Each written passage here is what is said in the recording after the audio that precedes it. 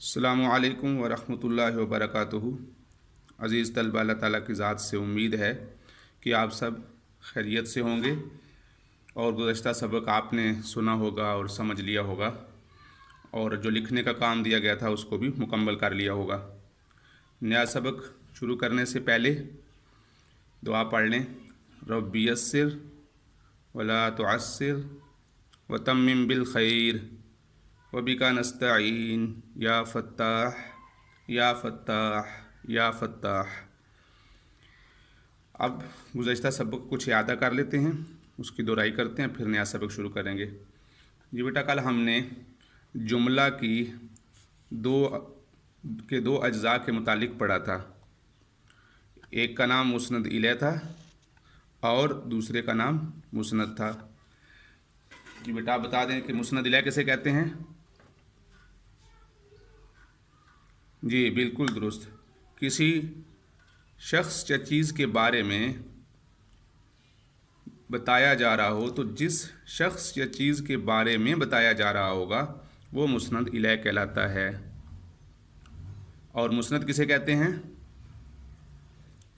जी बिल्कुल दुरुस्त। जो चीज़ बताई जा रही होगी, जो ख़बर दी जा रही होगी, वो मुस्नद कहलाती है। उस शख्स या चीज़ के बारे में जो कुछ बताया जा रहा होगा वो मुस्नद कहलाता है। जी आप देखिएगा इस मिसाल में, जैसे अल हदीक़तु वासिअतुन। जी बेटा बता दें इसमें किसके बारे में बताया जा रहा है और क्या बताया जा रहा है? जी बिल्कुल दुरुस्त। बाग के बारे में बताया जा रहा है तो बाग मुस्नद इलै है। और क्या चीज़ बताई जा रही है? कि वो कुशादा है, वसी है। तो लिहाजा वसी होना, वासिअतुन, कुशादा होना, ये ख़बर है और जिसके बारे में ख़बर दी जा रही है वो बाग है। लिहाजा बाग मुस्नद इलै होगा और वासिअतुन ये मुस्नद हुआ। जी, क्योंकि बाग के बारे में बताया गया है और वासिअतुन ये इसकी ख़बर दी गई है। अब इसकी दूसरी मिसाल देखिए, जैसे यजलिसु अहमद, ये भी हमने कल पढ़ी थी। अहमद बैठता है, अहमद बैठता है। जी अब इस मिसाल में देखिएगा कि अहमद बैठता है, अहमद के बारे में बताया जा रहा है और बताया क्या चीज़ बताई जा रही है? वो ये बताया जा रहा है कि वो बैठता है।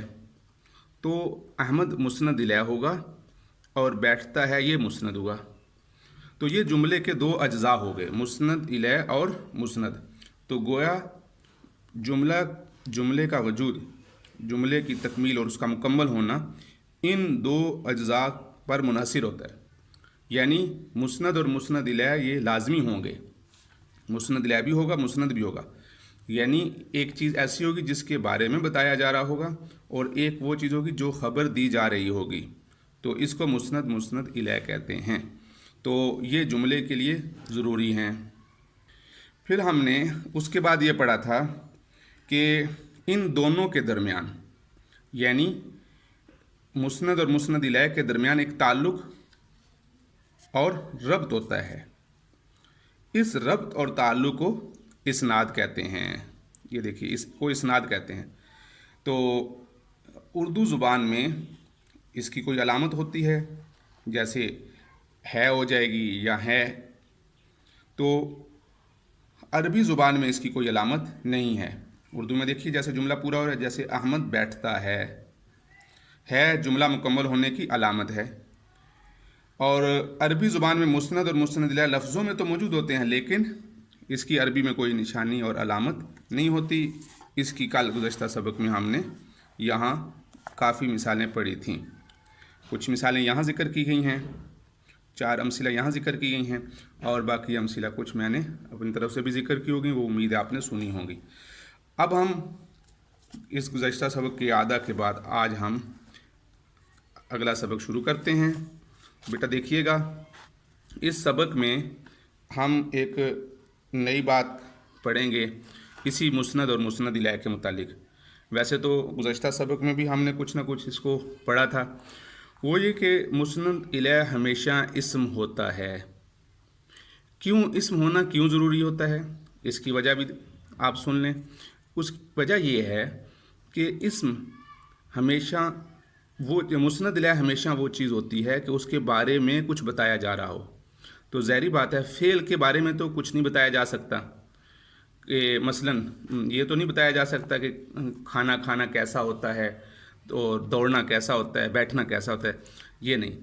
اب جس کے بارے میں بتایا جا رہا ہوتا ہے وہ اسمی ہوتا ہے. جیسے ابھی آپ نے 2 مثالیں پڑھیں, باغ وسیع ہے, کتاب خوبصورت ہے, یا فلاں طالب علم ذہین ہے, یا کمرہ بڑا ہے, میرا گھر دور ہے. جو یہ جتنی بھی مثالیں ہوں گی اس میں آپ دیکھیں گے کہ مسند الیہ اسم ہے, کیونکہ اسم وہ ایک ذات, ایک کسی چیز کا نام ہے, کسی شخص کا نام ہوگا, تو ظاہری بات ہے اسی کے بارے میں خبر دینی ہے. تو اسم ہوتا ہے. مسند الیہ وہ کلمہ بن سکتا ہے جس کے بارے میں کچھ بتایا جا سکتا ہو, اور یہ صلاحیت تینوں اقسام میں صرف اسم میں ہوتی ہے, کیونکہ ظاہری بات ہے فعل کے ذریعے تو کچھ بتایا جا سکتا ہے لیکن اس کے بارے میں کچھ نہیں بتایا جا سکتا. جیسے دیکھیے گا احمد کھاتا ہے, طالب علم پڑھتا ہے, لیکن فعل کے بارے میں کچھ نہیں بتایا جا سکتا. لہٰذا جملہ مکمل ہونے کے لیے یہ ضروری ہے کہ اس میں 2 اجزاء ہوں. ابھی ہم اوپر پڑھ چکے ہیں کہ ایک مسند الیہ ہوگا, ایک مسند ہوگا, اور ابھی اس سبق میں ہم نے پڑھ لیا کہ مسند الیہ ہمیشہ اسم ہوتا ہے. تو لہٰذا مسند الیہ اسم ہوتا ہے تو اس کا ایک جز اسم ہو گیا. اور اس سے یہ بات بھی معلوم ہو گئی کہ جب 2 اجزاء ضروری ہیں, ایک اس میں سے ایک کے متعلق ہم نے یہ بتا دیا کہ مسند الیہ ہمیشہ اسم ہوتا ہے, تو اس سے یہ بات معلوم ہوئی کہ 2 اجزاء میں سے ہمیشہ ایک جز اسم ہوگا, اور بغیر اسم کے جملہ مکمل نہیں ہو سکتا. جی دیکھیے گا آگے, جب تک مسند, اور جب کہ مسند کبھی فعل بھی ہوتا ہے اور کبھی اسم بھی ہوتا ہے, لیکن حرف کبھی بھی نہیں ہو سکتا.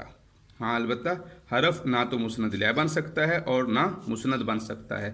اردو میں بھی اب مثال پڑھی آپ نے کہ جیسے دیکھیے ہم نے ابھی مثال پڑھی تھی کہ احمد طالب علم ہے. اب ہے یہ حرف ہے, میرا گھر دور ہے, میرے گھر کی طرف آؤ کی یہ حرف ہے. تو یہ جو حروف ہوتے ہیں یہ تو نہ تو مسند بن سکتے ہیں نہ مسند الیہ بن سکتے ہیں. ہاں اس تفصیل سے یہ بات معلوم ہو گئی کہ جملہ میں کم سے کم 2 اجزاء ہوتے ہیں لازمی. یہ ہم نے شروع میں پڑھا تھا, مرکب تام اور مرکب ناقص میں پڑھ لیا تھا کہ 2 اجزاء لازمی ہیں. پھر جب یہ ہم نے پڑھ لیا کہ ایک جز اسم ہے, دوسرا کبھی اسم بھی ہو سکتا ہے, فعل ہو سکتا ہے, تو اس سے یہ بات بھی سمجھ آ گئی کہ دونوں اسم بھی ہو سکتے ہیں اور ایک اسم اور ایک فعل بھی ہو سکتا ہے. یہ بات بھی اس سے واضح ہو گئی. تو اب یہ بات اس سے واضح ہوئی کہ کبھی ایک اسم ہو سکتا ہے اور فعل بھی ہو سکتا ہے. تو القاعدۃ المتعلقۃ بالجملۃ المفیدہ, یعنی جملہ مفیدہ کے متعلق جو ایک قاعدہ اور ضابطہ ہے وہ مرکب جس کا مکمل مفہوم سمجھ آ جائے وہ جملہ مفیدہ اور کلام بھی کہلاتا ہے. مفیدہ کا معنی اس سے فائدہ حاصل کیا جا سکتا ہے, اس سے مخاطب کو فائدہ ہوتا ہے, کوئی خبر حاصل ہو جاتی ہے, اور اس کو کلام بھی کہتے ہیں. اور اس کی اقسام بھی ہم پیچھے پڑھ چکے ہیں کہ اس میں امر بھی ہو سکتا ہے, نہیں بھی ہو سکتی ہے, کوئی خواہش کا اظہار ہو سکتا ہے, کوئی خبر بھی ہو سکتی ہے. اور پھر اس کے بعد مجھے امید ہے کہ آپ نے جو آپ کو کام دیا گیا تھا وہ بھی آپ نے مکمل کیا ہوگا. یہ آپ کو التدریب الثالث یہ کام دیا گیا تھا. اس کو جملوں کا ترجمہ بھی کرنا تھا, اور اس میں یہ بھی بتانا تھا کہ کیا اس جملے میں 2 اسم ہیں یا ایک اسم اور ایک فعل ہے. فعل اور اسم سے مل کر بنا ہے. مسند اور مسند الیہ کی تعیین بھی کرنی تھی. تو لہٰذا مجھے امید ہے کہ یہ کام بھی آپ نے مکمل کر لیا ہوگا. پہلا جملہ تھا آتش الزرع, کھیتی خشک ہوئی. اب آتشہ فعل ہے, واحد مذکر غائب کا صیغہ ہے, تو ہم نے فعل لکھ دیا. الزرع یہ اسم ہے. اسم کی علامت بھی آپ کو نظر آ رہی ہے کہ اس کے شروع میں الف لام لگا ہوا ہے. تو کھیتی کے بارے میں بتایا جا رہا ہے تو یہ مسند الیہ ہو گیا, اور جو خبر دی جا رہی ہے وہ آتشہ ہے تو اس کو مسند میں لکھ دیا.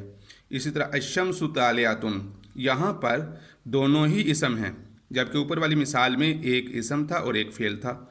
تو سورج طلوع ہوا, دونوں اسم ہیں. طالعۃ مسند ہے کہ طلوع ہونا یہ خبر دی جا رہی ہے, یہ بتایا جا رہا ہے, اور الشمس کے اس کے بارے میں بتایا گیا ہے. الورق ناعم, درخت کا پتا تر و تازہ ہے, یہ بھی دونوں اسم ہیں. اس کے شروع میں الف لام لگا ہے اور نائمن اس کے آخر میں تنوین لگی ہے. دونوں اسم کی علامتیں ہیں. اسم کی علامتوں میں سے تنوین بھی ہے اور اسم کی علامتوں میں شروع میں الف لام کا ہونا بھی ہے. تو یہ دونوں اسم ہیں. اب الورق اس کے بارے میں بتایا جا رہا ہے. اور کیا بتایا جا رہا ہے؟ نائمن کہ وہ تر و تازہ ہے. اسی طرح البنت طیاشۃ بیٹی جلد باز ہے. یہ بھی دونوں اسم ہیں اور اس میں بھی طیاشۃ مسند ہے اور البنت مسند الیہ ہے. مجھے امید ہے یہ کام آپ نے کر لیا ہوگا. اگر اس کو مکمل نہیں کیا تو اس کو بھی مکمل کر لیں. اب ہم جو آگے کا ہوم ورک ہے دیکھیے التدریب الرابع. اس میں اردو جملے لکھے گئے ہیں. گزشتہ سبق میں عربی کے جملے لکھے گئے تھے، ان کا ترجمہ کرنا تھا، اس میں سے مسند اور مسند الیہ کی تعین کرنی تھی. یہاں عربی جملے لکھے گئے ہیں، اردو جملوں کو عربی میں تبدیل کریں، پھر یہ بتائیں کہ ان جملوں میں مسند اور مسند الیہ کون ہے. تو اب ہم پہلی مثال دیکھتے ہیں. احمد لاہور گیا. اب ذہب احمد الی لاہور، تو ذہب گیا، احمد احمد الی کی طرف، لاہور لاہور کی طرف گیا. اب یہاں دیکھیے گا ذہب گیا یہ خبر ہے، جانے کے بارے میں بتایا جا رہا ہے. اور کس کے بارے میں بتایا، کس کی خبر دی جا رہی ہے کہ کون چلا گیا؟ احمد. تو لہٰذا احمد مسند الیہ ہو گیا اور ذہب مسند ہوا. اسی طرح سورج طلوع ہوا. آپ نے جو نیچے الکلمات الجدیدہ دیے گئے ہیں ان میں سے سورج کی عربی بھی دیکھنی ہے اور طالعۃ طلوع ہونے کی بھی عربی دیکھنی ہے. یہ گزشتہ جملوں میں بھی گزرا ہے، وہاں بھی آپ دیکھ سکتے ہیں. جوتا تنگ ہے. الحذاء ضیق، یہ آگے کلمات الجدیدہ میں لکھے ہوئے ہیں. ریل تیز رفتار ہے. گلاب کا پھول مرجھا گیا. اب مرجھا گیا، پھول کو کہتے ہیں الوردہ، الوردہ تو پھول کو کہتے ہیں. اب یہ کلمات جدیدہ کے بالکل آخر میں دیکھیے گا یہاں پر لکھا ہوا ہے الزبول مرجانہ، الوردہ گلاب کا پھول. اسی طرح دیکھیں سریع تیز رفتار. القطار ریل گاڑی، القطار سریع ریل گاڑی تیز ہے. اس سے اوپر دیکھیں الحذاء ضیق جوتا تنگ ہے. تو اس طرح آپ نے اس کو التدریب الرابع کو مکمل کر لینا ہے. تو یہ آپ مکمل کر لیجئے گا تو ہمارا یہ جو الجملۃ المفیدہ کا سبق ہے یہ مکمل ہو جائے گا. تو مجھے امید ہے کہ آپ ساتھ ساتھ کام بھی کر رہے ہوں گے. اگر کسی طرح کمی ہے تو بیٹا جو اگلے دن اس کام کو مکمل کیا جاتا ہے اس کو دیکھ کے اس کام کو مکمل کر لیں. السلام علیکم ورحمۃ اللہ وبرکاتہ.